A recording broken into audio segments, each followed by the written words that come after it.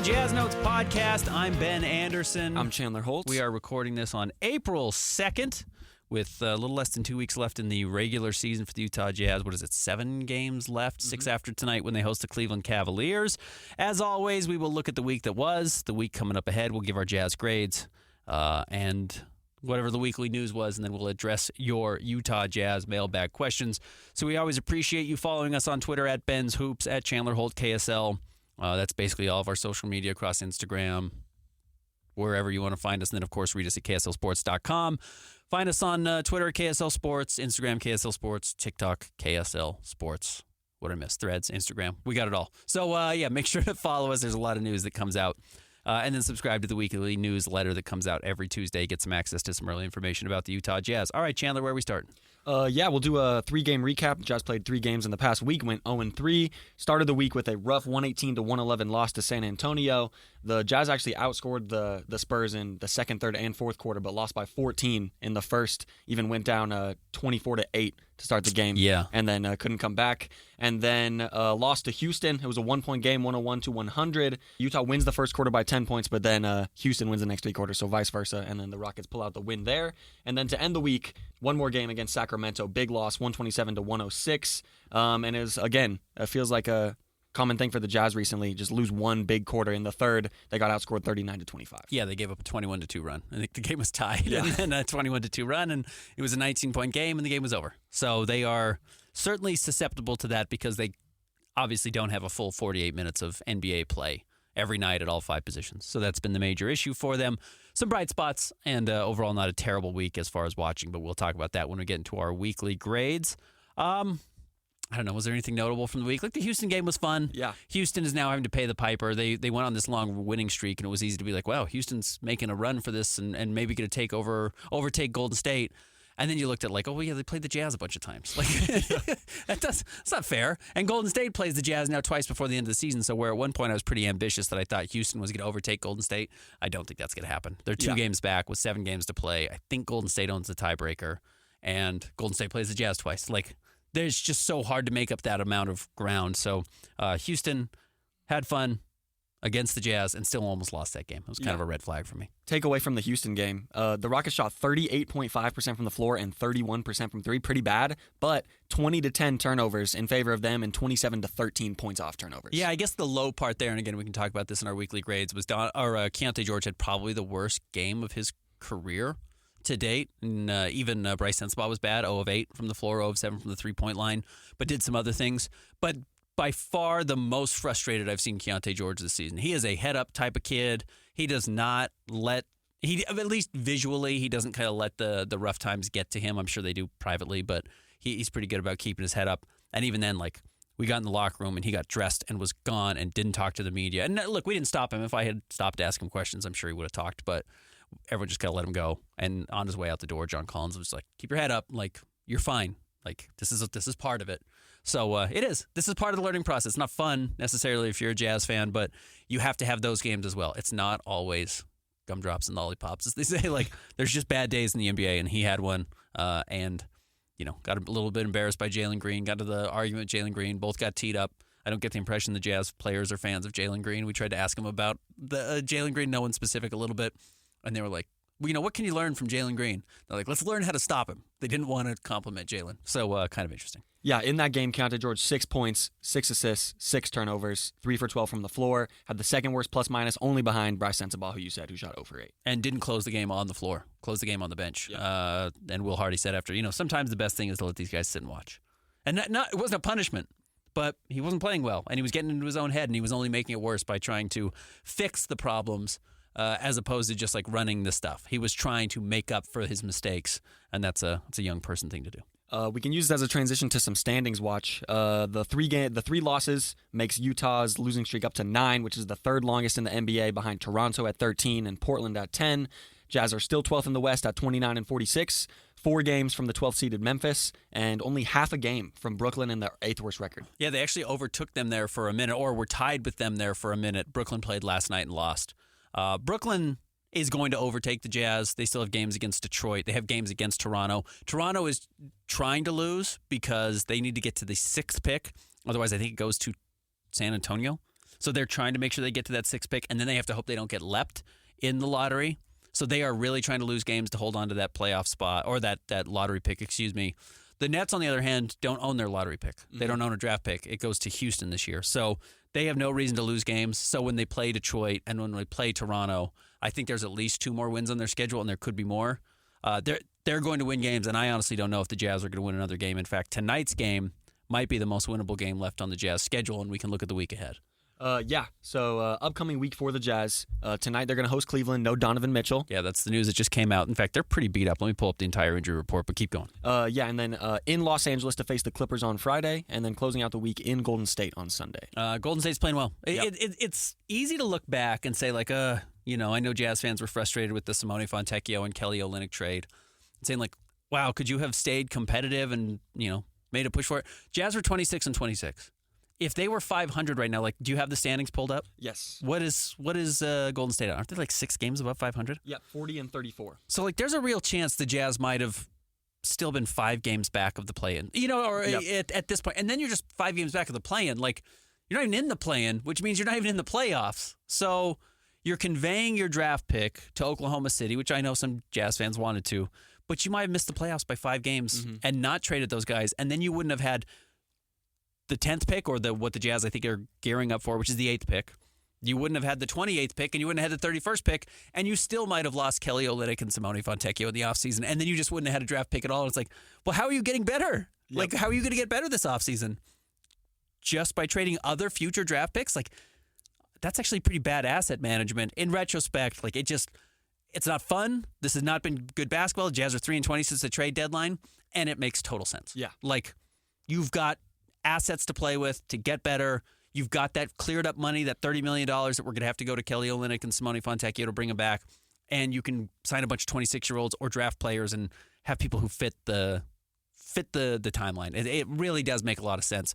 I know some fans are really frustrated by it. Yeah, I got into a Twitter or X exchange the other day with a Jazz fan who was basically arguing that the Jazz shouldn't have sold at the deadline, saying that in order to get to the top of the mountain, you still need some playoff appearances and some playoff success leading up to that, which I agree with. But my argument was that the Jazz's core is not good enough. Of course, they would get bounced in the first round, but it's basically like Laurie and Keontae, maybe a couple others. Taylor Hendricks, you could argue, will be in a Jazz championship run if it comes in the next 5 years. Right. But I think you just need a lot more. And Kelly would not be a part of it. Simone would not be a part of it. Even by the time 3-4 years from now, the Jazz are actually going to be like good again. None of those guys. I mean, some of those guys might not be in the NBA anymore. Yeah. So, I agree with you. Here's who's not playing tonight for the Cleveland Cavaliers.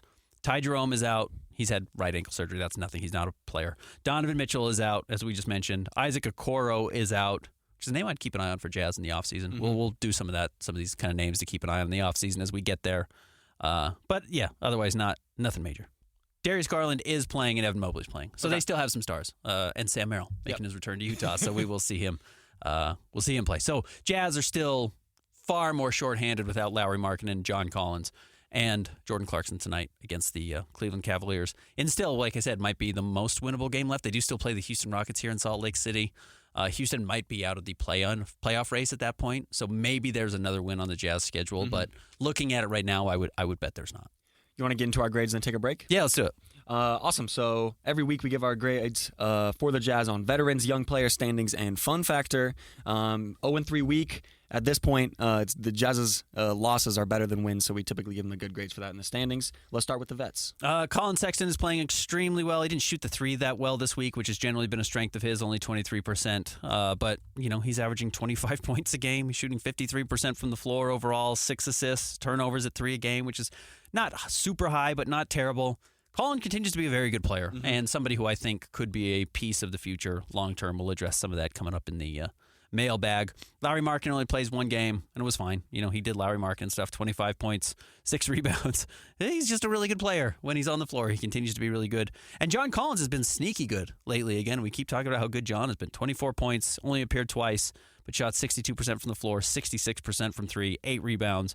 He's kind of figuring it out. I kind of think John Collins knows what the Jazz want from him. And that doesn't mean I know he's going to be around next year, but if he's around next year, I wouldn't be surprised if he's better next season than he has been this year. Yeah, definitely. Looking at Colin Sexton, of course, he's been playing really well as of late, like you said, averaging 25 over the past however long. But I was looking at his season stats. He's averaging 18.8 points, 4.9 assists on almost 50-40 shooting splits. Like, definitely most improved candidate for the Jazz this year. And the three-point shot is way up. Yes. Like, he's taking 4 a game now, I think, something like that. Last year was only taking 2. So he was shooting effectively, but it was like no one was respecting it. If he's going to take 4 a game and hit 40%, you have to guard him, which creates floor space. Also, something I'm going to ask Will Hardy about tonight, his finishing at the rim is through the roof, and he was not that good at it previously, and he's really good at it now. And I'm actually curious if that's a John Collins thing, where if Walker Kessler's there, there's always a big body down there that's hard for Colin Sexton. Again, it's easy to hammer John Collins, but it's like he's 5 out. Like, you can put him on the perimeter, and somebody does kind of have to at least give a little bit of room, which might help some of the guards like Keontae and then certainly Colin Sexton. So, I don't know. B? Yeah. Like, it wasn't a bad week. I don't think the veterans were the problem for the Jazz, and we didn't see Jordan Clarkson, and we barely saw Lowry. Yep. And in Lowry's one game, he had 25 and 6, so not a bad game there at all. I think B is good. Next for the young guys, definitely going to be a much lower grade. Keontae in the first game against the Spurs, he put up 14 and 8. Not a bad game there, but then as we know, struggled mightily, both of the rookies, in the Jazz's game against the Rockets. Taylor Hendricks had 8 points, 9 rebounds, 2 blocks in that game. Not bad at all. And then against the Kings, Taylor Hendricks played great, and Bryce Sensabaugh had 22. Yeah, those were their big games. They set career highs there, so that's going to boost the grade. Keontae has struggled this last week. Keontae George averaging 12.7 points, 5.3 assists, but 4.3 turnovers. His turnovers have become an issue. He's not shooting well, 31% from the floor, 25% from 3. Taylor Hendricks, as we mentioned, 11.3 points per game over the last 3 games. But love this, 47% from the three-point line on 5.5 attempts. Yeah. That's a great number. That's exactly what you want him to be as an NBA player. If he can take 5 or 6 a game as a big guy and shoot over 40% with what he's going to turn into as a defensive player, that's really high mark. And then Bryce Sensabaugh bounced back again against Sacramento. Took 10 threes, hit 5 of them. Look, what do you need in the NBA? You want floor spacers. Like, that's it. That's kind of the thing. And you can find a way to stick in the NBA. And, yeah, of course, you want stars. You don't expect to draft a star at 28 like they did when they drafted Bryce Sensabaugh. You hope you have a guy who can stick in the NBA. If you can take 10 threes and make 5 in a game, like we talk about Sam Merrill, like, those guys find a way to stick, and then we'll see if Bryce Sensabaugh can do some of the other things, like some of the passing and some of the rebounding he showed recently. And his defense, I don't think, is quite as bad as was advertised early in the season. So, I thought Taylor Hendricks and Bryce Sensabaugh were pretty good. Yes. And maybe that boosts the grade up to like a C+. Yeah. And that's also have to mention Walker Kessler had a rough week. Yeah, I don't know what's going on with Walker. Yeah. There's a lot going on there. Not playing a whole lot. And sometimes I'm like, are they not playing him because they're trying to lose games? And if you play him too much, he's going to win. And then he plays a lot, and you're like, oh, he had 6 points and 5 rebounds in 30 minutes. Like, what's going on? Yeah. You know, so, and then they'll go back to playing him 8 minutes and a half. So, okay, we'll go a little bit lower. Maybe like a C-? Yeah, C-. But not terrible from Bryce Sensabaugh. Pretty good from Taylor Hendricks and Keontae George in a funk. Yeah, mostly low lights, but some high points, especially in that Kings game. Next up, standings. 0-3, half a game from the 8th worst record in the NBA. A+. Yeah, you did it. You are tanking. You're on the 5th longest losing streak in franchise history. Climb to 4th if they lose tonight to the Cleveland Cavaliers. Let's see, if they lose, there's 7 games left. They're at 9. So they could end the season on what would be the 2nd longest losing streak in team history. They've lost 18 in a row at one point, but this would be the longest since like the bad Jazz, like the New Orleans Jazz. So this would be pretty historic if they lose out. Next fun factor. I feel like we've said this a couple times this year, but I think last week was one of the least fun weeks of the season. And then this week, definitely better. Not overly fun by any means. You went 0-3. I thought Sacramento game was not that painful because the first half was good, and then I think if Jazz fans wanted to watch for the rookies, that was good. The Houston game was ugly, but it was close. And then, yeah, you didn't see anything against San Antonio that was all that great. Yeah. That was a pretty ugly game because they were down 29-15 after one. I don't know. B-? I was thinking C+, B-. Okay.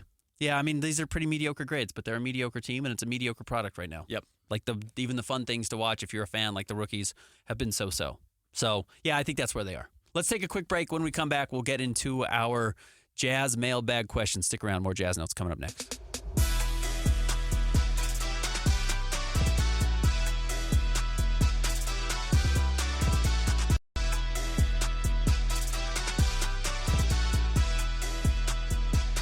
Welcome back to the Jazz Notes podcast. Ben Anderson, Chandler Holt. All right, before we get to the mailbag, Chandler, let's get to the quick news and notes of the week for the Utah Jazz. Yeah, honestly, a Couple points of news. It's been kind of slow, but not this week. First up, Jazz general manager Justin Zanuck is going to undergo a kidney transplant. His surgery is today. Yeah, he's doing that today. Expects to be out. He said 3-ish weeks. Justin, just take as much time as you need, my man. Like, it's fine.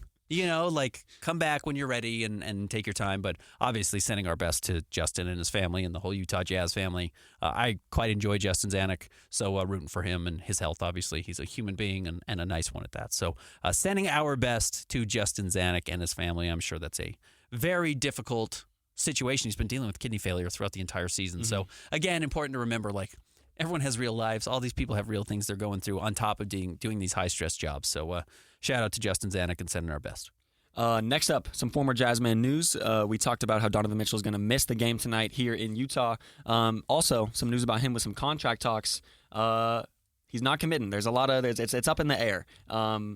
There's talk from the Cavaliers that Donovan Mitchell loves the city, and they're having the talks at the very least. But Donovan said more or less there's other things to focus on right now. Yeah, he said I'm gonna when the time comes we'll get to it. But he didn't say, yes, I expect to sign a 4-year, $200 million extension with the Cavaliers. And maybe he just does. I'm not saying he wouldn't do it, but, man, they could get eliminated in the first round again this year. And then he's saying, I love Cleveland, but we're losing. I can love New York, which I do, and lose there if I have to. I might as well be close to my people and his family who still live on the East Coast. So, I didn't expect him to sign a contract this offseason. I think if he waits until after his contract expires and becomes a free agent, he can sign, or he could re-sign with the Cavaliers for 5 years, $260, because he hits certain bird rights things and eligibility there to stay there and make more money.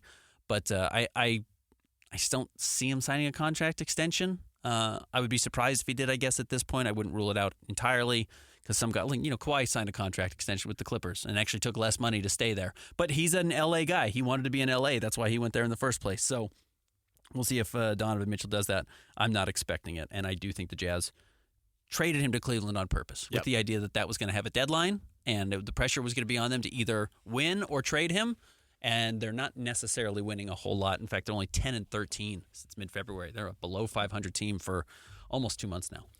Question for you. I don't think it's a question if it holds weight, but how much weight do you think the Cavs' performance in the upcoming playoffs will have on those contract talks? I think it's a big deal. Mm-hmm. If they get eliminated in the first round again, it's going to get really hard, I think, for Donovan Mitchell to commit. Now, maybe he wants to make right and be like, hey, this is my fault. I want to be the star, and I'm supposed to lead us further. But, you look around, you're like, well, you got to trade Darius Garland then and get us a better teammate. I said when they traded for Donovan Mitchell, man, they are betting a lot on Evan Mobley becoming a superstar because Rudy Gobert was extremely good.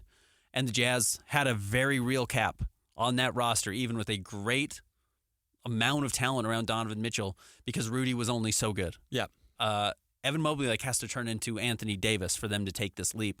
And Evan Mobley is I don't want to say he's plateaued, but he has slowed his development. He has not become this do-it-all guy, I think, the way everyone expected. So I don't see the bright future in Cleveland, how they get to a title, especially because they don't own any of their draft picks. They all go to Utah. Yeah. That's a hard thing. That's a hard way to win when all your draft picks either go to the Jazz or are swapped to the Jazz. That's a hard thing to do. Looking at the East playoff picture, if the playoffs started today, the Cavs would play the Pacers in the first round. I think of the Cavs as a much better team than Indiana, but the Cavs have 45 wins on the season and the Pacers have 43. Yeah, so definitely possible. Let me pull this up. I just said that the Cavaliers are 10-13 since that date. Let me see. The Indiana Pacers are 13-8. So, talking about a month and a half of the season going into the end of the year, I think Cleveland should be a better team on paper. But the problem is, that's when Evan Mobley and Darius Garland came back. Remember, Darius Garland had, the jaw? Or maybe, whatever. I mean, they were both beat up pretty seriously, and they came back, and the Cavs got worse. Yep. It's that's scary. They can't figure out what they're doing. Even Donovan Mitchell the other day, after getting blown out in Denver, said, how was it April, and we're still trying to figure this out, classic Donovan Mitchell stuff. Yeah. So, Indiana's been better recently. So if Indiana were to beat them, that's the type of chaos you're probably rooting for if you're a Jazz fan, especially in Cleveland.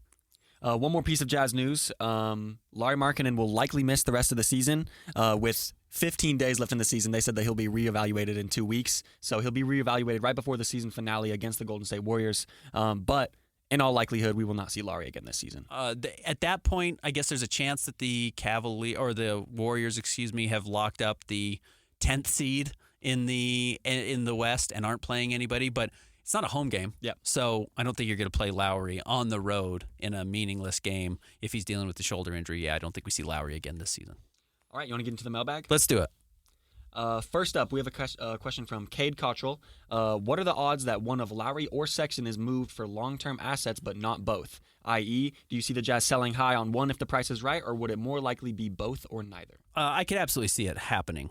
And he further elaborates. He says, really question away whether the front office views all options as possibilities or if the franchise is more so split on a path of either trying to stay competitive or fully bottom out this offseason.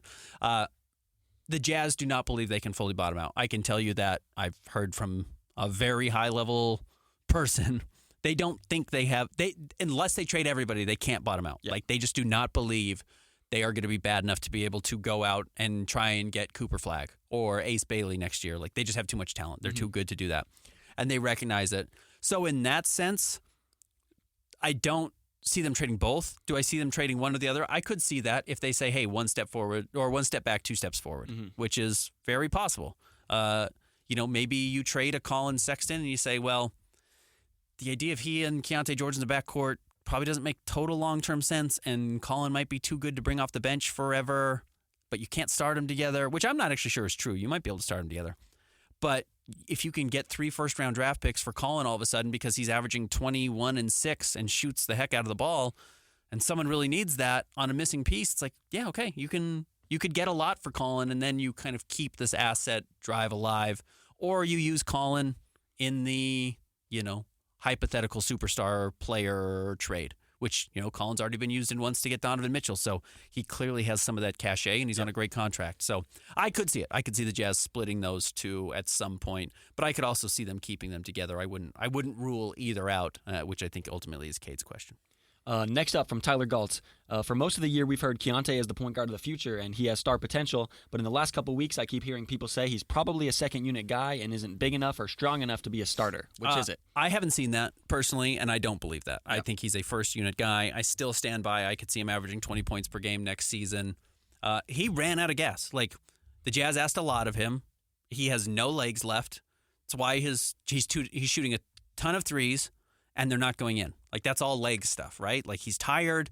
He sees the end of the tunnel coming up here. He needs a break. Jazz have put a lot on him. He's played a lot of basketball recently. He needs a break, and then he needs to get into better shape. I don't worry about his size at all. Like, he has plenty of size to be a starting point guard in the NBA. And then I just think it's going to, take further development and growth, and some of that is physical growth. Like, he's got to get stronger so he can withstand just being in the NBA and dealing with all those things. But no, I'm certainly not on the train that Keontae George is going to be a backup player in the NBA. I don't see that at all. Yeah, no, definitely not. And like looking at his minutes over the past couple games, like 37, 29, 40, 35, and then above 30 for almost every other game. So yeah, definitely a legs problem. I wouldn't say it's the rookie wall. He probably hit that earlier in the season, but it's the end of the season, 82 games. I definitely don't think there's any problems with Keontae. So he had this stretch where, let me see if I can pull it up just offhand here. I've got it up at Basketball Reference. It was probably even more games than this. He had like a 17-game stretch where he was averaging 17 points, 5 or 6 assists, 3 rebounds. Here, I've got it up right now. 17 games. He made 11 starts. He averaged 16.8 points, 4.7 assists, and 3 rebounds. And he was shooting 46% from the floor and 43% from 3. And then he just absolutely collapsed. The 3-point shot went away. He started shooting 1 of 7 basically every game from 3, and he's not been the same. And that's really now over the last, let me see, I think it's 10 games, maybe it's 11 games. It's 10 games here. He doesn't have it. Mm-hmm. He just has totally hit the wall. And to see that precipitous of a drop-off, shooting 18% from 3. He was 46 for 17 games, down to 18%. Like, it just washed over him. Yeah. He just lost it. So no, I'm not on the Keontae George as a future second unit player. Is it possible? Sure. Yeah. But no, I think he's going to be a much better player than that. Next up from Jake, if you had to pick 8 players to protect in an expansion draft, who on the current Jazz roster would you protect? Okay, this is tough. Let me pull up the Jazz roster right now, and I think there are some obvious ones. Again, the expansion draft meaning you don't get anything in return if you lose these players. Yes. Like, not, hey, these guys are untouchable, but if the NBA were to have Seattle and Las Vegas get teams, and you had to protect 8 players at the top that they couldn't pick off in an expansion draft, who would you take? Lowry's the obvious one. Keontae's number 2. Taylor Hendricks is number 3. I would even put Bryce Sensabaugh at number 4. I would still have Sexton in there. Sexton's probably higher than number 4. Sexton might be number 3 behind Keontae or 4 behind Taylor Hendricks. But would I have 5 there? I would say Walker. Yep. 6. John Collins, 7.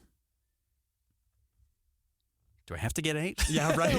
like in all honesty, and that's no disrespect to anyone else on the roster. I'm just trying to think of like who absolutely would you not want them to touch, understanding that the whole idea is that all these players are like trade fodder going forward. Mm-hmm. So it's like your Chris Dunn is maybe the only other name that makes sense. I was going to say Chris Dunn because even though he may be inconsistent with what he brings on a night-to-night basis, I think that the locker room presence that he has is huge. Was that 8? Did I even get to 8? Or was that only 6? You were Colin debating... Sexton, Yep. John Collins, Keontae George, Chris Dunn, Walker Kessler, Lowry Markkanen, and then the rookies, the 3 rookies. Yep. Okay. So yeah, that's 8. Yeah. And I think that's actually pretty clear. Those might be the 8 players that are on the roster next year, and if only 6 of them are on the roster next year, that wouldn't stun me either. Yeah. Like Chris Dunn might not be back next year. There's a very realistic chance Chris Dunn's not back next year, and the Jazz have liked him. He's not been particularly great the second half of the season. He will get offers to play somewhere else, and if it's more money than the Jazz want to pay, they'll let him go. I could see the Jazz wanting to keep some consistency around just because you don't want every year to be brand new all the time. And Chris Dunn, I think, can help you in the right situations. But yeah, that would be my 8, and I don't think there's anyone else really in the conversation that's that obvious. Yeah. Do you love Johnny Juzang? Like, I don't know. Maybe. He might be an NBA player. He might not. We will see. Next up from the Gray Bambus, from the current roster, who do you think will play in the Summer League? All right, let's go down the list. I bet Keontae George is there. I think they want these guys to play. Yeah. Just play a lot. I'll be curious what Walker Kessler's summer is like. The Jazz want him to play basketball. They said that the other day. They just really want him to play a lot of basketball. He might be with Team USA in the reserve team. He might be in the Summer League. He will do one or the other, I would imagine. If he doesn't go to Team USA, I think the Jazz will ask him to come and dominate Summer League for a little while, which he should be able to do because he should be at that level. Luka Šamanić, maybe, if they think he's worth keeping around next year. Taylor Hendricks, definitely. Bryce Sensabaugh, definitely. Johnny Juzang, maybe. Micah Potter, maybe. Kyra Lewis, maybe. Jason Preston, yes. He's on the 2-year, 2-way contract, so I expect Jason Preston back. And then, yes, both Kenneth Lofton and Darius Baisley, probably. And then I think the interesting one, though, I've kind of told it's probably not going to happen, is the Procida kid that they got in the Simone Fontecchio trade. Yes. I kind of got the feeling talking to somebody that he probably won't be out of his contract and won't be able to play. Okay. But there was like a slim chance, but probably not. Gotcha. But yeah, I think those are the names. I mean, I don't think that I left off anyone obvious there. All the young guys. I guess the 50-50 would be like Walker and Keontae. And I would say if they can both play, let them both play. Next up from Alex. Teased this a little bit last week. Alex is wondering if there's any more information on the rebrand. Shout out to everyone who caught on to the rebranding news. We appreciate you listening to the podcast. That was certainly the most I've seen it aggregated since then. No. In all honesty, no. I will say I didn't have anybody come and tell me I was wrong. So I've told you these were loose rumors. I told you I was kind of blind on it. I almost didn't say anything because I haven't seen anything. I haven't seen a mock-up. Nobody inside the organization has said this is what it is and this is what it's going to be. I have heard it from people outside of the organization what it might look like. I didn't have anyone inside the organization say, you're wrong, which, by the way, if I was wrong, they would have told me. Okay. So that's what I will say. I don't think I was wrong based on the response I got. And that doesn't mean I know any more about it. Yeah. So next up from Cam Young. What player, archetype / skill should the Jazz target in the draft and free agency? The Jazz could use somebody who really, this is going to sound like a obnoxious answer. They need more basketball IQ. Jazz are not a very smart team. They are not a very high basketball IQ team. And some of that's just like the rookies haven't played very much, so rookies generally don't have that high of IQ. But they could use some high IQ guys, just guys who like kind of process what's going on the court. Like the good teams, we talk about like the ball flying around the court. Well, they're making quick decisions. So like Jokic is really smart. Aaron Gordon is really smart. Jamal Murray's a smart player. Like these guys know how to play the game, and they kick the ball all around the floor. So if you can add smart players, like Kelly Olynyk was a really smart player. Mm-hmm. The Jazz basketball IQ dropped significantly once Kelly Olynyk left the team. Simone Fontecchio probably a pretty smart player too and just has played so much basketball. He knows how it's played. So I think you can always use more basketball IQ, but also just like go get bigger. Yeah. And that's kind of funny because I may be the highest quote unquote like basketball IQ guy in the draft right now in the Jazz range. I would think is probably Reed Shepherd at Kentucky. Like just watching him play at Kentucky the few times I did this year, it's off the charts. Just like really smart defensively, always in the right place, like does things that are out of rhythm that you're like, why? I've never seen him do that before. It's like, oh, well, because he knows he can do certain things in certain situations, but doesn't just spam it. Just doesn't do it over and over just because it's something he's done before. Like he picks his spots really well. And also he's like 6'2". And it's like, okay, well, so he's never going to be the starting point guard with Keontae George on the team, so why would you draft him? Like there's part of me that thinks that. And so it's like, well, go get the guy who's 6'8" and has good positional size, whether that's Cody Williams or Kyle Filipowski or Modest Bazelis or kind of all those guys. So again, my default probably is get big. Get big, get big. The good teams in the NBA are big. There's very few good little teams in the NBA. We will see if the Clippers win in the playoffs. We will see if the Thunder win in the playoffs. They're both really small. And if they get ousted, there's going to be a real clamoring for them to go and get big guys. Yes. I think that basketball IQ is the perfect answer because when I look at the Jazz's biggest problems from this year, it's defense and turning the ball over. Yeah, right. And I think both of those are big, like rely on IQ a lot. That's exactly what it is. Yeah, guys who are reading the game right. And you know what? I mean, why were the Jazz so good with Mike Conley? Well, Mike Conley's got one of the 5 highest basketball IQs in the NBA. You know, he's up there with the best of the best. He's not LeBron, but he's up there. Yeah. So get those guys out there who know how to play the game at a really high, know how to play the game at a really high level. That could help. Next up, another one from the Gray Bambus. What would you like to see each of the rookies focus on improving the most during the offseason? Probably conditioning is like just such a lazy one to say, but it's like, it's big. You look, well, what they've Bryce Sensabaugh was a really good shooter too, and then fell off a cliff. Like all of a sudden he was playing 30 minutes a night. I asked him about this the other day. After the game, I said, like, do you just feel the 82-game season? He's like, it's crazy to not be able to, like, really scout an opponent. He's like, we played tonight. This was after the Rockets game. He's like, tomorrow we get on a plane, we fly to Sacramento, and then we play them on Sunday. It's like, college, you have 3 days to scout a team and prepare for them and get ready, and, like, you practice for that team. He's like, you never practice for the opposing team. You practice what you do. You've got a scouting report. You do some shoot-around walkthrough stuff of the sets they run, but, like, you're not planning for a team like it's the playoffs. So some of that's just like conditioning. They're exhausted. The length of that type of season is really hard. So I would like to see all those guys get in better shape. I saw Bryce Sensabaugh standing next to Dylan Brooks, and I've always tried to figure out like who has Bryce Sensabaugh's body in the NBA. It's Dylan Brooks. They're the exact same height. Dylan Brooks is in better shape. He's just like stronger, and he's a man. He's an adult, and Bryce Sensabaugh's 20. When he's 23, he will look different. But like start to form your NBA body will really help those guys. Keontae's probably, turnovers. I think Bryce Sensabaugh actually ball handling might be like the skill I would add the most for him because I think he can pass really well. Yeah. He's got to be able to get to places where he can get to the mid-range and then he can get to some of those spots where he can pass. If he could dribble, it would really help him. And he's not like a zero dribbler, but if he could go to like a plus dribbler, he gets pretty intriguing, I think, as a guy who can create his own shot. Taylor Hendricks is probably just like defensive footwork. Yeah. You know what I mean? Which is really nitpicky, and I wouldn't even know it like the exact right time when I see it versus the wrong time when I see it. Like a lot of that is high-level coaching nuance that I don't pretend to have. But some of that stuff of knowing where to guide guys to, navigating screens, etc. Keontae's might be conditioning that allows him to just put in better effort on the defensive side of the ball. Next up, from Utah Jazz News. Honestly, this is a breath of fresh air. This is completely opposite from what I've seen from a lot of Jazz fans.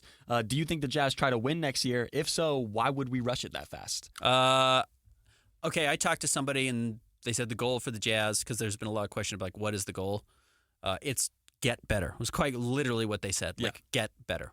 So I do think they do want to win. Like, I don't think the Jazz are putting off winning, but they are waiting for opportune times to not spend their assets stupidly for Band-Aid situations. Like, they would love to add long-term pieces that help the core.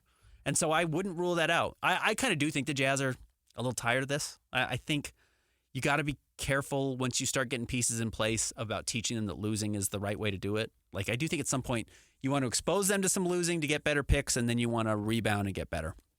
So I do think the Jazz try and get better next year. Do I think they will overpay for a mid-level player? I do not. I don't think they're going to do it at that cost. In fact, I would bet that they think they could probably get back to being a 500 team by adding some mid-level veteran assets if they had to with cap space. whether via trade and taking a player back into cap space or by signing a couple of guys. So they could be competitive next year. Yes, I think they will be better. Do I think they're going to artificially try and win 51 games by adding a bunch of 32-year-olds to the roster? I don't. Next up from James Hardman, will the Jazz keep all 3 picks they currently have and go into next season with 3 new rookies? No. Simple no. as that. Yeah, no. I didn't think they were going to do it last year, and they did. But, you're going to have 7 players on your roster under the age of 23 when you include Walker Kessler, not to mention, the Jason Prestons, who's actually a little bit older, but Kenneth Lofton, some of these guys who might be on the roster next season. That's crazy. Yeah. You're going to lose some of these veterans this offseason. I think you'll probably trade a couple of them. But you can't just have 7, 8 rookies on the team or first and second year players on the team. I think that actually ends up being a detriment. I think they make their top 10 pick.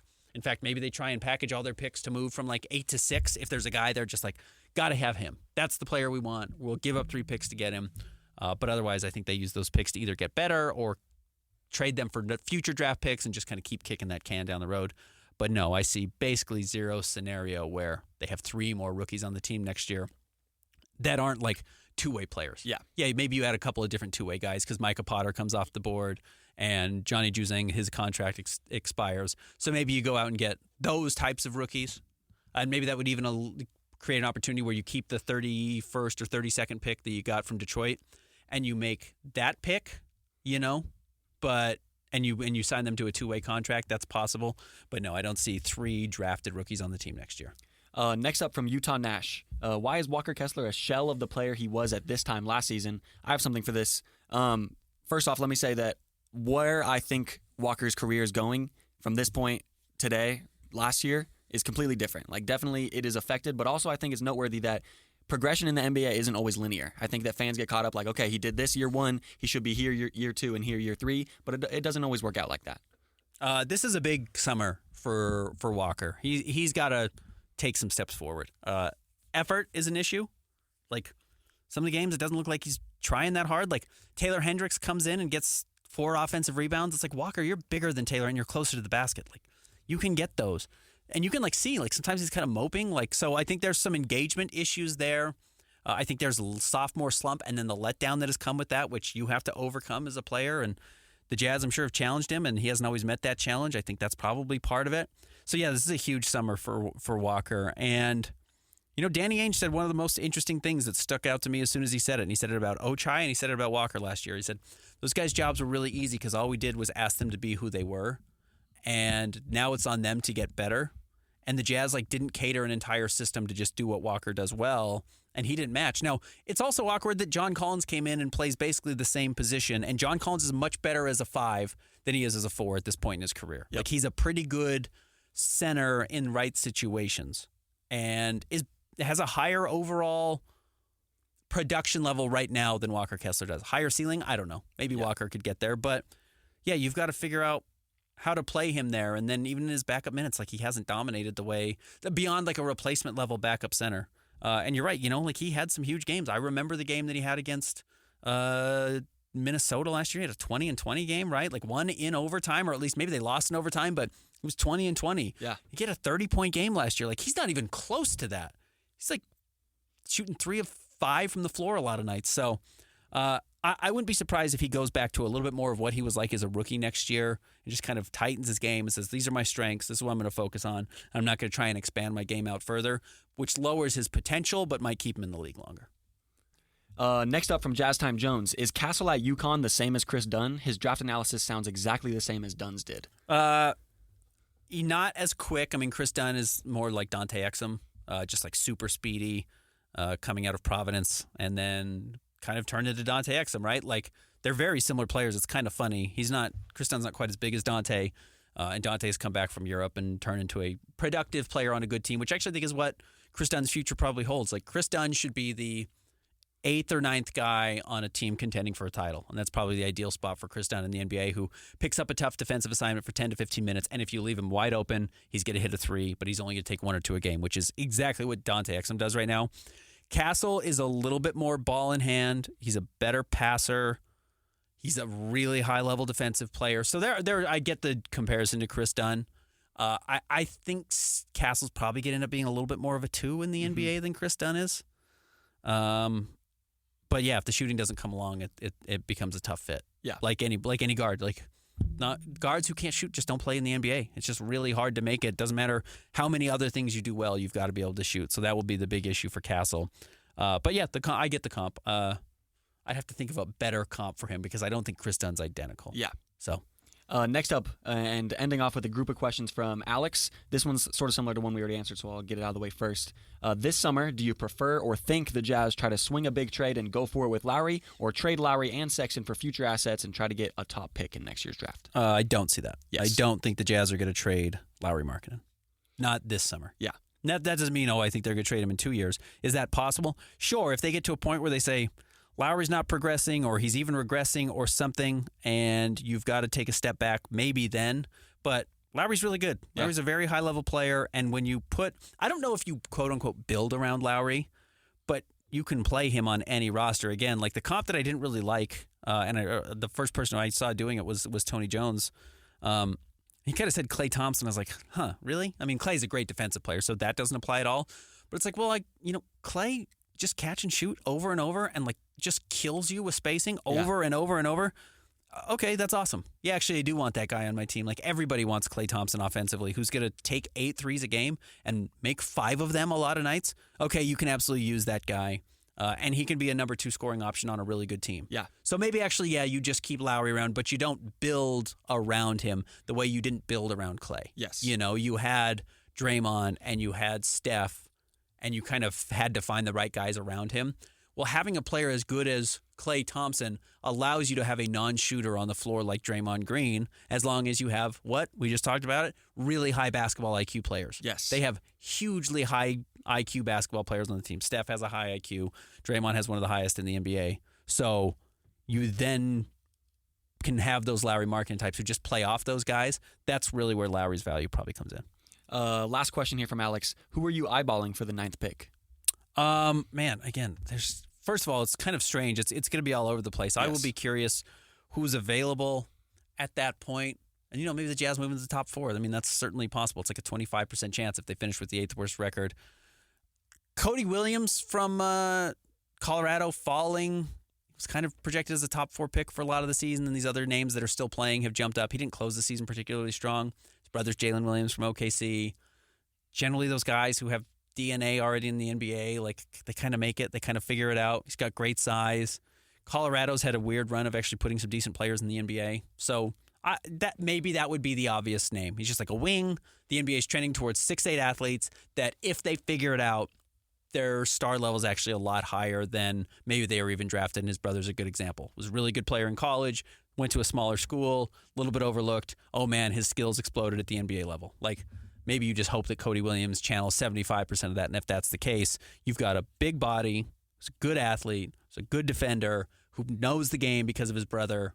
Okay, I can work with that. Yeah. I don't know if it's a home run swing, but I can work with that. 2 players that I really like. I said one of them last time. Dalton Connect and Buzelis. Those are 2 that I think would fit well with the Jazz. Connect steps in and plays right away. Yep. He doesn't do a lot of the thing he's a great shooter though. Yes. He's going to be in the NBA. He's just an unbelievable shooter. He's a pretty good athlete, and actually once he gets into space and isn't the best player on the floor, doesn't have to be the best guy, his game could really explode. So and then Buzelis, he's 6'10", he's super athletic and he's got to put on weight, but the star potential is there. Yep. Thank you guys for tuning into the Jazz Notes podcast. A little bit of a preview for you as the season wraps up in the coming weeks. We're going to be doing some end-of-season awards, probably some sort of season recap, and an off-season preview. Yeah, we'll do some off-season previews. We'll even do maybe a player-by-player breakdown of the season they had with the Jazz and what we think their off-season will look like. Always subscribe, like the podcast. We appreciate when you do that. Follow us on Twitter at Ben's Hoops, at Chandler Holt KSL, and at KSL Sports. We'll be back next week.